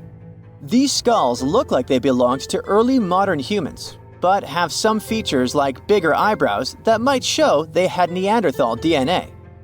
This could be because of gene flow from Neanderthals, and it fits in the mixing time frame. The study also looked at the genetic differences in the 3 Neanderthal genomes and found out that Neanderthals had an even smaller population than scientists thought before. It could be another proof that Neanderthals didn't just go extinct, but became part of the modern human gene pool. Many groups of modern humans left Africa and mixed with Neanderthals so much that Neanderthals couldn't stay separate. In the future, scientists want to study how modern human DNA affected Neanderthals. This could help us understand if this mixing had good or bad effects on Neanderthals. Neanderthals aren't our only relatives from the past. There used to be at least 9 species of humans on our planet. One of them, Homo habilis, earned the nickname handyman because stone tools were found with its remains. It lived in eastern and southern Africa. This early human had a slightly larger brain than its older relatives and an ape-like face. Homo habilis was about 4 feet tall and ate a variety of foods. For a long time, scientists thought Homo habilis was the oldest member of our human family. But new dating methods have shown that Homo erectus, another ancient human, might be older and not related to Homo habilis. Homo naledi is a more mysterious member of our human family discovered in a South African cave in 2013. It's the only region of the world where their remains were found. They walked on 2 feet but were also good at climbing trees.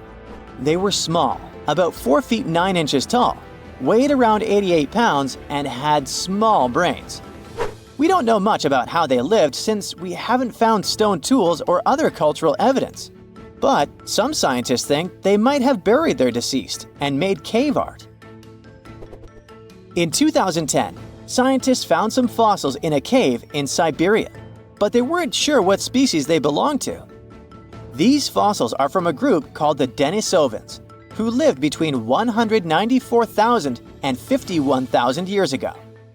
We don't know much about them because we only have a few fossils, but DNA analysis has shown that Denisovans were closely related to Neanderthals and modern humans. They even had families with early humans, especially in Southeast Asia. There aren't enough fossils to give Denisovans their own species name, but their genes are found in modern humans, which means they might be part of our own species. As scientists study more about Denisovans and fossils in Southeast Asia, we might understand better how different species fit into the Homo family tree. In 2003, they found fossils of a very small human-like species in a cave on the island of Flores in Indonesia. These tiny people lived between 100,000 and 50,000 years ago. They were only about 3 feet 6 inches tall. Scientists think they might have come from another species, Homo erectus, and became smaller over time because they lived on an island with limited food. Because of their small size, they're often nicknamed hobbits. Around 40,000 years ago, Homo sapiens, yep, that's us, were the last humans left out of many different kinds of human-like species that walked on 2 legs. So, the logical question is, what happened to the others? And what did we have to do with their disappearance? Some scientists think we survived because our offspring lived longer, or because we were better at handling changes in the weather. Others think we might have competed with other human species, or maybe mixed with them and shared genes. About 300,000 years ago, the first Homo sapiens lived in Africa. They didn't look exactly like us, but they were more similar to us than other early humans. They had tall, round skulls with almost straight foreheads.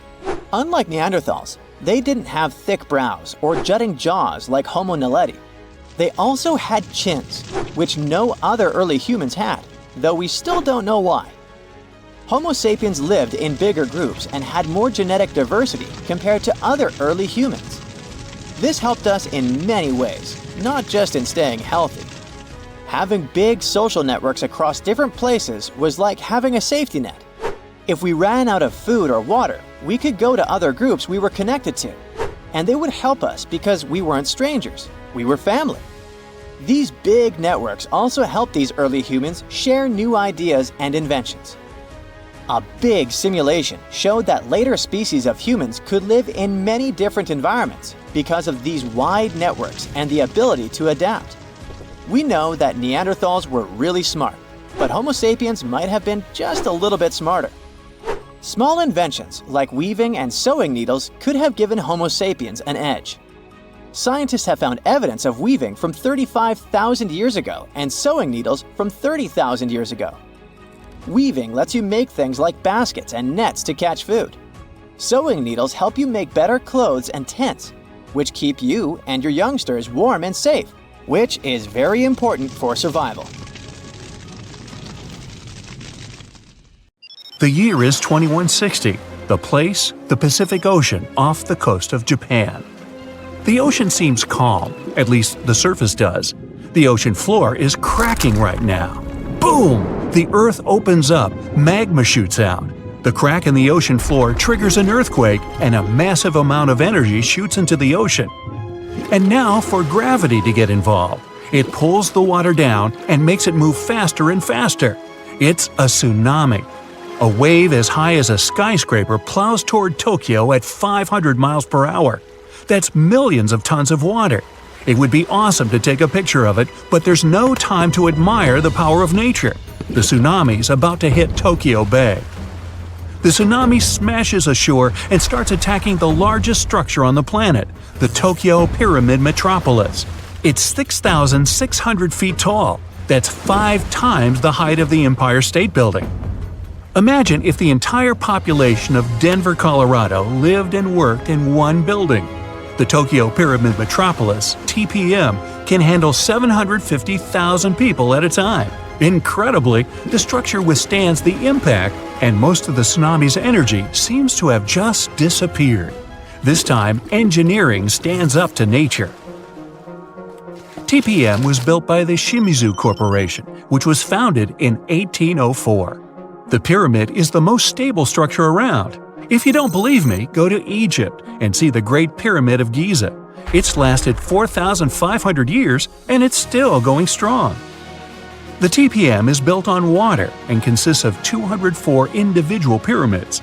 They look like bunches of grapes stacked on top of each other, 8 tiers in all. Only in this case, each grape is the size of a Vegas casino. The TPM's actually hollow. That's how it defends itself against typhoons and tsunamis. It doesn't meet the wind and waves head-on, but lets all that energy just pass right through it. Robots and autonomous control systems run this place. It runs on solar, wind, and wave energy. The pyramids are connected by passages, all in all about 85 miles worth. They connect everything and are maintained by AI that always finds you the fastest way to get from Pyramid A to Pyramid B. The TPA's obviously the city of the future, but human tech isn't quite ready for it just yet. Originally, engineers decided to install the pyramid on 36 columns, all dug into the ocean bed. If you build a pyramid that size out of steel and concrete, you'd be looking at 50 million tons of load press in on itself. The TPM would have collapsed under its own weight and imploded into the ocean. They needed something 1,000 times lighter than concrete and stronger than steel. So, what's this futuristic material? Look at this old guy. It's the first car on the planet with an internal combustion engine. It hit the road in 1885. And this is the first artificial satellite that humans launched into space. It only took an evolutionary blip to go from the first horseless carriage to our first flight into space.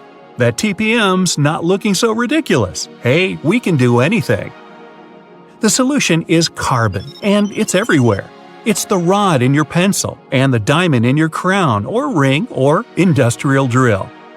But we don't just need ordinary carbon, we need graphene. It's a type of carbon we can make nanotubes out of. They're thinner than a human hair, but 400 times stronger than steel. And most importantly, they're light. Nanotubes aren't affected by chemicals, oxygen, or water. Perfect for the TPM. That's just a fancy way of saying the thing's not gonna rust. Shimizu has plans for a power station on the moon, an underwater city, transforming the Sahara Desert into a huge oasis, and much more. But they aren't the only ones changing the planet. The Netherlands is the size of 2 New Jerseys, and about 30% of it is below sea level. To protect their country from water, the Dutch built dams, lots of them. But that's just defense. In 1986, they decided to go on offense and take back some of the land from the sea. The first dam was 19 miles long. It basically turned a bay into a lake. The second dam sealed the deal. After 42 years of work, the Netherlands got itself a whole new province larger than Los Angeles. Humans have done the same thing all over the world, like in Hong Kong, the Philippines, Italy. Hey, take that, water! What about building stuff on land that's already land? Before NASA's missions to Mars, the most expensive project in history was the construction of the interstate highway system in the United States. It took about 35 years to finish. In today's money, it cost about $530 billion. All that cash bought 46,000 miles of road. That's almost 2 times around the globe. There are over 270 million vehicles in the U.S., more than Japan, Brazil, India, and Germany combined. But in terms of sheer effort, the roads of Rome were way more impressive. Over 2,000 years before the first automobile, the Romans built a huge network of roads, 50,000 miles long. They connected Ireland with Egypt and Turkey with Spain. The roads were pretty safe, and travelers could stay in hotels, dine in cafes, or mail a letter at the nearest post office. Only about 30% of the Earth's surface is land. The world's oceans, rivers, and lakes are full of life, and it seemed like a ridiculous task to catalog everything living in there. But 2,700 scientists from 80 countries decided to team up to do it. The cost? $650 million. Those scientists spent 10 years searching for old and new species. It was one of the biggest science projects ever attempted. They even discovered about 6,000 new species of fish, squid, and algae. The Great Wall of China is huge. 13,000 miles of walls, natural barriers, and trenches. That's about 2 times the distance from Alaska to Australia. They built it over a period of 2,000 years, with no trucks, bulldozers, electricity, just raw people power. Modern China's not exactly dropping the ball. In 2 years, China used more concrete for construction than the US ever did. I mean ever. Roads, cities, airports, everything there is huge. The Three Gorges Dam is definitely the new Great Wall of China. Over 7,600 feet long and 600 feet high. You're looking at 3 times more concrete and steel than the Hoover Dam. It's the largest concrete structure in the world and cost about $37 billion. More than 1 million people had to pack up and move to make way for it. Switzerland has the longest and deepest railway tunnel on the planet. Under the snowy Alps, builders dug 35 miles of tunnels. Every day, 200 freight and passenger trains pass through it. The amount of rock they took out to make the tunnel is about the same as 5 Great Pyramids. The whole thing cost about $12 billion. Egypt's one of the oldest nations on the planet, but now they're building one of the newest cities. It's going to be about the size of Singapore and filled with 6 million lucky people. There's going to be apartments, government buildings, entertainment, even an opera house. Oh, and a park that'll make Central Park look like someone's backyard. When it's finished, it'll be Egypt's new capital. So why bother? Well, by 2050, Cairo's going to have about 40 million people in it. Looks like they'll need more than one new city. The first flights to the moon cost about $280 billion in today's money. But SpaceX isn't letting price get in its way. The company plans to build a colony on Mars with a population of 1 million by 2050. They claim that once the program starts, you'll be able to buy a ticket to Mars for as little as $100,000. But the biggest science project ever is definitely the International Space Station. It weighs as much as 2 Boeing 747s and zooms through space at the speed of 17,500 miles per hour. That pencils out to be 5 miles per second. The station orbits the Earth 16 times per day, and it doesn't come cheap. Luckily, a whole bunch of countries share the bill, but it's definitely the most expensive room service anywhere in the galaxy. It costs $10,000 to deliver a bottle of water from Earth to the space station.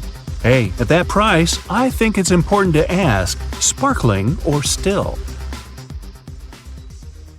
A gruesome discovery took place in Egypt some years ago. You want to hear about it? 16 human hands, carefully buried in 4 eerie pits. They didn't look too much like human hands at first, since they were abnormally large, but they were. Weirdly, there were only right hands, no left hands were in sight. It turned out that it points to the practice of an ancient dark ritual. Old Egyptian art and tales talked of a ceremony where warriors would present the right hand of their adversaries as proof of victory and ask for gold in return. Egyptians believed in the afterlife, so cutting off someone's hand meant you cut off their power eternally. Guaranteeing this type of defeat was interesting to the winning party. Here, the fight was between Egyptians versus Hyksos, who lived in what was once known as Canaan. Egypt has always been the center of some history-changing findings, and some time ago, this papyrus was found. If we stretched it open, it would be just a tad bigger than the height of a skyscraper. The world's tiniest skyscraper, which is located in Wichita Falls, Texas. When humans didn't write on their notes app, they wrote on this thing, made from the medulla of a papyrus plant. Around 2,000 years ago, ancient Egyptians wrote something reminiscent of a book where they describe most of their funerary traditions and their visions of the afterlife. It's considered one of the most important texts from ancient Egypt and is still sold in bookstores to this day. This ancient manuscript was unearthed from a chamber located just south of the Pyramid of Djoser, located in Saqqara. Oh yes, Djoser is the oldest pyramid in Egypt and not the Giza pyramids like most people think. So recently, the site of Saqqara buzzed with excited archaeologists who probably found one of Egypt's oldest complete mummies. They believe that this beautiful and well-preserved mummy was that of a wealthy man. He was discovered in a deep shaft, covered in layers of gold leaves. There are many symbols that show he was an important and wealthy man, like the band he wore on his head, the bracelet on his chest, and the fact that he was embalmed with a tunic, which was reserved for Egypt's finest. The most exciting part of the entire discovery was finding the resting place sealed with mortar, just as the ancient Egyptians had left it 4,300 years ago. Now this may sound weird, but back in 2008, archaeologists discovered a missing pyramid. Now it went missing because it deteriorated over the span of 4,000 years. Today, you can only see its base. It was a pretty important site back in ancient times. It is said that around the area of the pyramid, the ancients hosted a special type of ceremony where high priests would carry mummified remains of sacred bulls. Now, here's a fun fact. Ancient Egyptians believed that Apis bulls were earthly incarnations of the city deity of Memphis and was connected to rites of fertility. It wasn't just any Apis bull, though.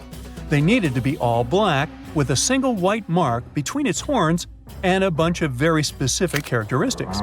They were selected by the local priests and honored until they passed away. After that, they were mummified and buried in underground galleries. Meanwhile, this missing pyramid sort of disappeared around the 1800s. It was a German archaeologist who first found it in the village of Saqqara. He called it the Headless Pyramid when he first found it. But then, years after the official discovery, the desert sand came along and covered the whole thing. There were some excavations between the 19th and 20th centuries, but they weren't too systematic. That's why scientists were so thrilled when they dug an entire pyramid's base after removing the 25-foot mound of sand that was covering it. Oh, and it turns out American archaeologists are excavating a cemetery in Egypt that could contain over 1 million mummified bodies. So far, archaeologists have dug around 1,700 mummies. One of the main differences from other classic Egyptian mummies is that these people weren't kings and pharaohs. They were commoners that most likely lived about 1,500 years ago, when Egypt was controlled by the Roman and Byzantine empires. The name of the cemetery is cool, though, the Way of the Water Buffalo, just in case you want to check it out on your next trip. Other than bulls and buffaloes, ancient Egyptians also liked baboons. Are you seeing a pattern here? In the beginning of the 20th century, archaeologists discovered a site filled with mummified baboons in a place called, guess what? The Valley of Monkeys. An animal wouldn't have been mummified if it wasn't considered important. Certain animals were more important than others, since they were linked to specific deities. Jackals were connected to Anubis, the ancient god of the afterlife, and cats were likened to the female deity Bastet. Baboons were a pretty big deal, since they were believed to be connected to Thoth, the deity of wisdom and advisor to Ra, one of Egypt's supreme deities. The archaeologists who studied these animals weren't too happy. They think these baboons were kept inside and were deprived of sunlight for most of their lives. They had extreme vitamin D deficiencies and they were poorly fed. Maybe Thoth got angry with these baboon keepers. Just a guess. Since there's never a boring day for archaeologists in Egypt, they also found human mummies with golden tongues. Since Egyptians were all about the afterlife, they believed that golden tongues might help a person speak once they pass to the other side. I mean, it's a long shot, but hey, why not? Some of these mummies were placed in wooden coffins with goods, such as necklaces, pottery, golden artifacts in the shape of lotus flowers and scarab beetles, and iPhones. Just kidding. A new temple was also unearthed recently in Egypt. Scientists believe it was dedicated to honor Zeus Cassios. That deity would be a cross between Zeus, the almighty Greek deity of the sky, and Mount Cassios. While digging around the Sinai Peninsula in Egypt, archaeologists spotted 2 pink granite columns poking out of the ground, and bingo. They believe these columns represented the temple's front gate and collapsed during an earthquake many years ago. And speaking of deities, there weren't only super serious deities. Recently, scientists unearthed a golden ring in a city south of Cairo. No, Frodo, it's not magical. It was a normal gold ring, but it had the depiction of the deity of fun, officially named Bes. This deity is often described in sacred texts as a happy chubby dwarf. Today, many tattoos we get are sorta deprived of any sense and are made of aesthetic purposes only. In ancient Egypt, though, women would get tattoos as a token of protection for childbirth. That's what scientists think, at least. Around the Nile region, scientists found some mummies that had well-preserved tattoos, which is a rarity since the skin deteriorates so easily. 2 of these women tattooed their lower backs, and the drawings were simple. They were mostly pictures, including that same chubby dwarf we just talked about, Bes. He also had a side hustle as the protector of women during childbirth. Now, would you believe me if I told you ancient Egyptians invented robots? No? Well, that's because that's not entirely true. Sure, they were astronomers, mathematicians, and engineers, and somehow they also squeezed an eccentric invention into that package – an automated deity some scientists called Hathor. This wooden statue had been in the Metropolitan Museum of Art for years before someone noticed its secret. With the help of an X-ray machine, specialists discovered a mechanical operating system inside it. The pulley-like axis goes from the statue's shoulder to her left leg. When the system rotates, the statue raises and lowers her hand. Hey, pick me! I got my hand up here.